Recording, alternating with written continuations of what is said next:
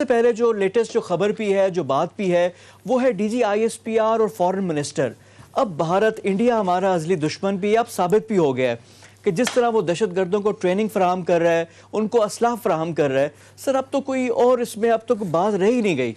देखें, एक बात तय है कि पाकिस्तान जो है अब कुछ तकरीबन 6-7 माह से मुकम्मल तौर पे उस फैसला कुन मरहले में आ गया है कि जहां वो पूरी दुनिया के अंदर जो नए ब्लॉक्स बन रहे हैं उन ब्लॉक्स में से अपनी साइड बदल लें। क्योंकि पहले अमेरिका के साथ था तो थोड़ा सा ल्यूकवार्म सूरत हाल चलती रहती थी। भारत की गुज़श्ता तकरीबन कई सालों से चलता चला आ रहा है और ख़ास तौर पे जब से वहाँ पर करज़ई की हुकूमत वहाँ पर इस्टेब्लिश हुई है, उस वक़्त से अमेरिका ने भारत के सफारत खाने जो थे वहाँ पर उसके साथ साथ कॉन्सुलेट वहाँ इस्टेब्लिश करवाए किए हुए थे और उनके आशीर्वाद में से ये होता था। और ईरान में भी उनका किसी न किसी हद तक इन्फ्लुएंस मौजूद था। लेकिन पाकिस्तान चूँकि ईरान पर अमेरिका के साथ ताल्लुकात मौजूद थे तो ज़्यादा बात नहीं करता था, खुल के नहीं करता था इस तरह के। और इंडिया भी खामोशी से अंदर अंदर करता रहता था, पता नहीं चलने देता था।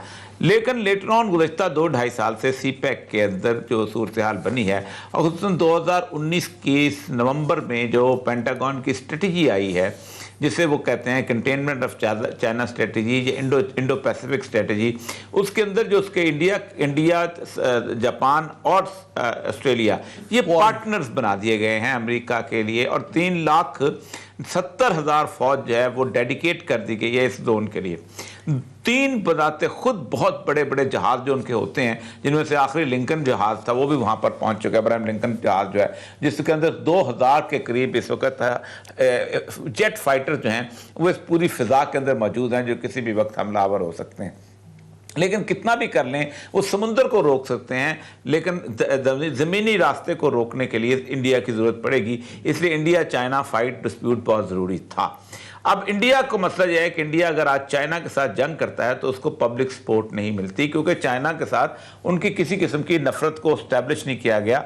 जबकि इंडिया अगर पाकिस्तान के साथ जंग करने की सूरत हाल होता है तो गुज़श्ता 70-80 साल से जो नफरत पैदा की गई है मुसलमान के खिलाफ और फिर उसके बाद पाकिस्तान के खिलाफ तो उसको एक बहुत ज़्यादा समझ आती है पाकिस्तान में लड़ाई के। लेकिन जो अफगानिस्तान और ईरान की ज़मीन हो रही है, अफगानिस्तान में तो बाकायदा आज मैप देखें जो डीजी आईएसपीआर ने दिखाया, वहाँ से सारे इन्फिल्ट्रेट कर रहे हैं और आ रहे हैं। वो तो ब्रादर इस्लामी मुल्क हैं। मैं अर्ज कर रहा हूँ वही वजह हुई है कि ब्रादर इस्लामी मुल्क से ज़्यादा वो अमेरिकन गवर्नमेंट रही है। देखें, ये जो लोग हैं अपना अफगानिस्तान के जो हुक्मरान हैं, ये उस वक्त एक ट्राइका बना हुआ था, इंडिया, ईरान और अफगानिस्तान। और ईरानी गवर्नमेंट की भी सपोर्ट थी, अमेरिकन की भी सपोर्ट थी उनको साथ साथ। अब पाकिस्तान चूंकि निकला है बाहर, आप देखें ना पाकिस्तान का जो नया ग्रुप बन रहा है वो टर्की, ईरान, पाकिस्तान, चाइना और रूस है। यही वजह है कि आपने देखा होगा कि नगोर्नो काराबाख के अंदर उन्होंने बिल्कुल वहाँ से फ़र्क कर दिया है जो भी कोर इन्फ्लुएंस था वहाँ पर होने वाला और उसको आगे नहीं बढ़ने दिया। इवन कि नेटो फोर्सेस जो है वो भी वहाँ नहीं आ सकी।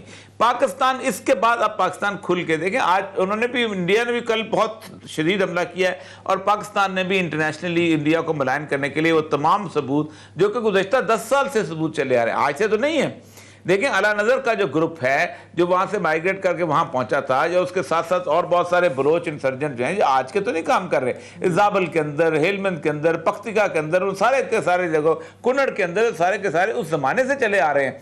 लेकिन पाकिस्तान आज उसको खुल के उन्होंने बयान किया है और खुल के बयान करने की बुनियादी वजह यही है कि पाकिस्तान ने अपना ग्रुप जो है वो बदल दिया है। और इस ग्रुप के बदलने के बाद एक चीज़ बड़ी है कि 1-2-3 हफ्ते के अंदर एक बहुत बड़ी लड़ाई जो है पाकिस्तान और भारत के दरमियान जो है वो ऑफिंग में है और वो किसी भी वक्त छिड़ सकती है।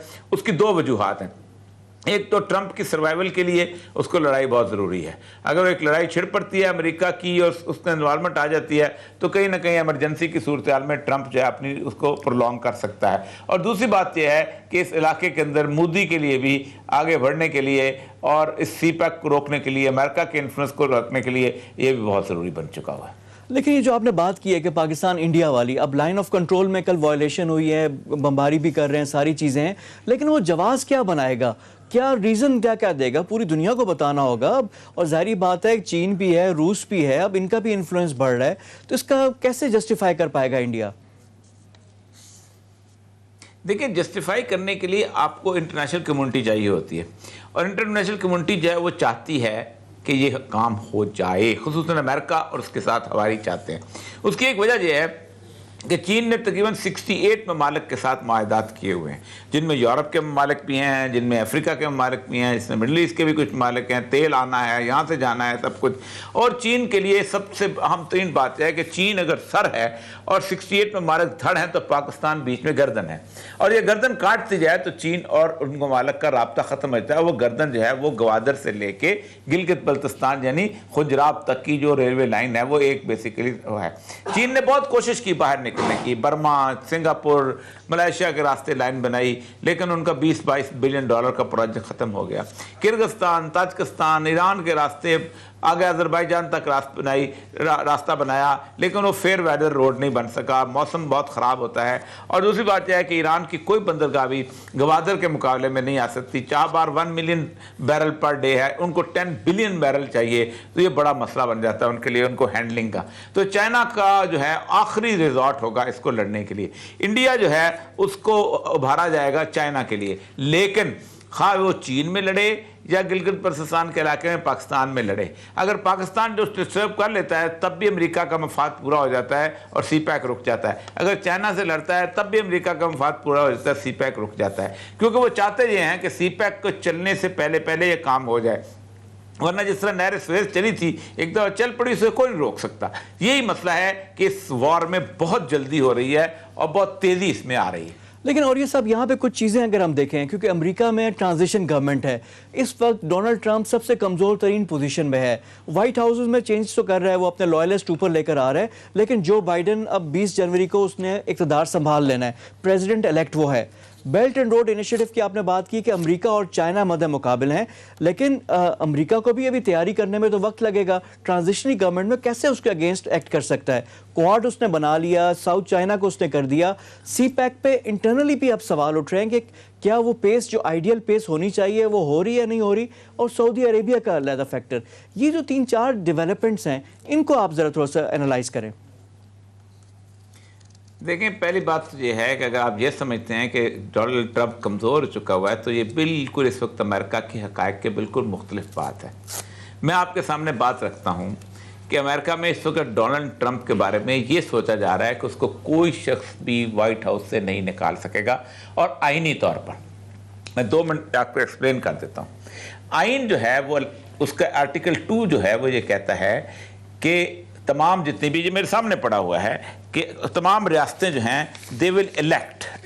आप हैरान होंगे कि ये हैरान कुन सूरत हाल है कि इस वक्त कोई, उन्होंने कहा है each state shall appoint in such manner as the legislative thereof may direct a number of electors equal to the whole number of the senators.